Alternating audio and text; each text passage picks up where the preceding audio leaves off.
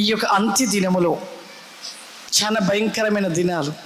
ఈ అంత్య దినములో మన జీవితంలో ఎన్నో ఎదురవుతున్నప్పుడు ఓర్పు, సహనం అనేది చాలా అవసరము.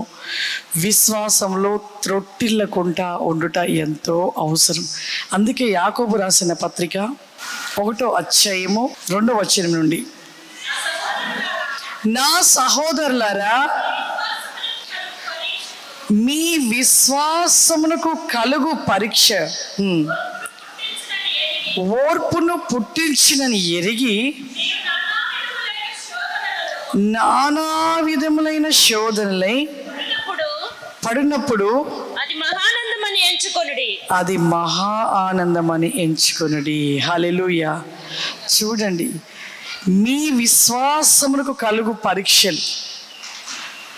మనము ఎంత విశ్వాసంగా వెళ్తుంటే ఎవరో ఒక మాట అనగానే చాలామంది విశ్వాసంలో త్రొట్టిల్లిపోతూ ఉంటారు, జారిపోతూ ఉంటారు.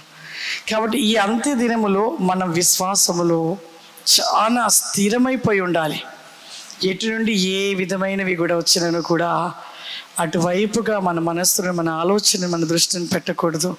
మనం ఏ స్థలంలో ఉన్నాం, ప్రభు ఏం చెప్తున్నాడు, ఏ విధమైన మాటలు. అందుకే ప్రభు అంటాడు, ఈ అంత్య దినములో గొర్రె తోలు కప్పుకొని తొడేళ్ళంట, గొర్రె స్వభావం కలిగి తొడేలు బయలుదేరుతూ వస్తుంటాయంట. కనుగొనుటకి దేవుడు ఆత్మను కలిగిన వారిగా ఉండాలి. పరిశుద్ధాత్మను కలిగి ఉన్నప్పుడు, ఆయన జ్ఞానం మనలో ఉన్నప్పుడు ప్రతిదీ కూడా గ్రహించే శక్తి దేవుడు మనకు అనుగ్రహిస్తాడు, తెలియపరుస్తాడు. అంత్య దినంలో ఖచ్చితంగా పరిశుద్ధాత్మను కలిగి ఉండాలి. మంచివారెవరో చెడ్డవారెవరో తెలుసుకోవాలంటే ఆత్మ కలిగి ఉండాలి.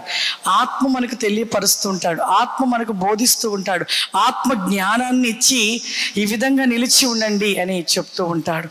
అందుకే అంత్య దినములో ఖచ్చితంగా దేవుని ఆత్మను కలిగి ఉండాలి. అంతేకాదు విశ్వాసానికి చూడండి ఇప్పుడు ఎలా జరుగుతున్నాయో, ఎంత భయంకరంగా జరుగుతున్నాయి. క్రైస్తవులలో జరుగుతున్నాయి. ఎక్కువగా క్రైస్తవులు దేవుళ్ళు వెళ్తున్న నానా విధాలుగా అనేక రకమైన క్రైస్తవులని ఒకరిని విమర్శించుకోవడాలు, ఒకరిపై ఒకరిని పొడుచుకున్నట్లుగా మాట్లాడుకోవడము, ఒకరిని ఒకరు మరి భయంకరంగా తిట్టుకోవడాలు, ఒకరినొకరు మరి ఎదగనివ్వకుండా విమర్శలుగా ఎన్నో రకాలుగా చేస్తూ ఉన్నారు. ఈ అంత్య దినములో, ఈ చివరి దినములో మరి విశ్వాసానికి ఎన్నో పరీక్షలు. మనం అనుకుంటాం కుటుంబంలో సమస్యలు వస్తాయి, ఇంకా అనేకమైన సమస్యలు వస్తాయి, వాటిని చూసి మనకి ఎన్నో శోధనలు అనుకుంటాం. కానీ ఇక్కడ విశ్వాసాన్ని మరి పక్క త్రోవ పట్టించడానికి, విశ్వాసంగా ఉన్న మనని చెదరకొట్టడానికి, బలహీనపరచడానికి అనేక రకములుగా అనేక విషయాలని మనకి కలగ చేసినట్లుగా సాతాను గాడు మరి క్రైస్తవ బిడ్డలను పరిగెడుతున్నారు. ఆ సమయంలో మనం చేయాల్సింది ఒకటి, ప్రార్థన చేయాలి. అందుకే ఇక్కడ ఏమంటున్నాడు ఇంకొక మాట, చాలా మంది కోపపడతారు, ఏంటి ఇలా అన్నారు అలా అన్నారని. కానీ ప్రభు ఇక్కడ ఒక మాట చెప్తున్నాడు. యాకోబు రాసిన పత్రిక 1వ అధ్యాయము 20వ వచనము, ఎందుకనగా నరుని కోపము దేవుని నీతిని నెరవేర్చదు. చూడండి, ఇప్పుడు యూట్యూబ్ ఛానల్లో మనవి కూడా పెడుతూనే ఉన్నారు, ఎన్నో పెడుతున్నారు.